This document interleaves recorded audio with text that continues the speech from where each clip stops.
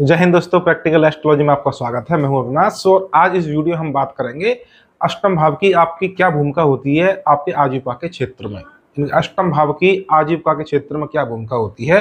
अष्टम भाव आपकी नौकरी, आपके व्यवसाय, आपके व्यापार को किस प्रकार से प्रभावित करता है, तो इस संदर्भ में हम इस वीडियो में बात करेंगे। जैसा कि आप जानते हैं, कुंडली में 12 भाव होते हैं और उन 12 भावों में आपके अष्टम भाव को सबसे ज्यादा अशुभ, सबसे ज्यादा अनिष्टकारी माना गया है, क्योंकि अष्टम भाव नवम भाव से 12वां स्थान होता है, यानी कि नवम भाव की हानि।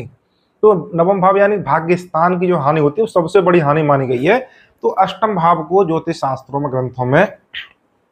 मृत्यु, मृत्यु समान कष्ट, भारी विपत्ति, भारी अपमान, देश निकाला, बीमा,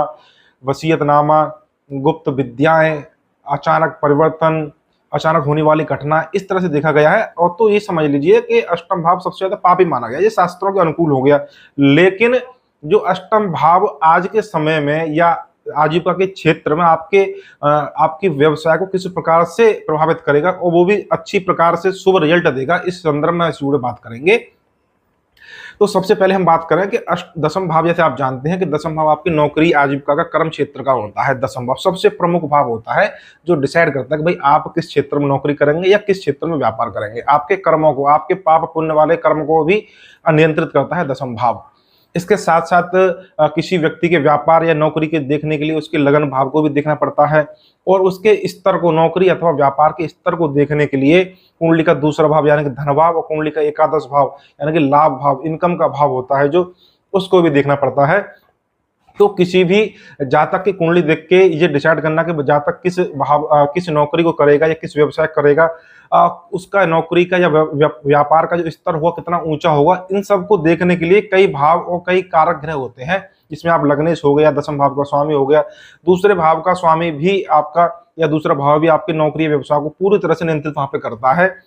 तो इस भाव, इन सब में जो है कभी भी अष्टम भाव की चर्चा नहीं होती है। अष्टम भाव पे कोई भी ध्यान नहीं देता है कि अष्टम भाव भी आपकी आजीविका को या व्यापार को वहां पे जो प्रभावित करता है। तो इस वीडियो हम जो बात करेंगे, वो जब सबसे पहले मैंने कई साल पहले जो युग मैंने पढ़ा था, वो आपके व्यापार ज्योतिष रत्नाकर, माफ करिए, किताब का नाम ध्यान नहीं आ रहा है मुझे, श्री टीपी त्रिवेदी साहब, जो एक प्रसिद्ध ज्योतिषी हैं, मृदुला त्रिवेदी, उनकी किताब में पढ़ा था मैंने।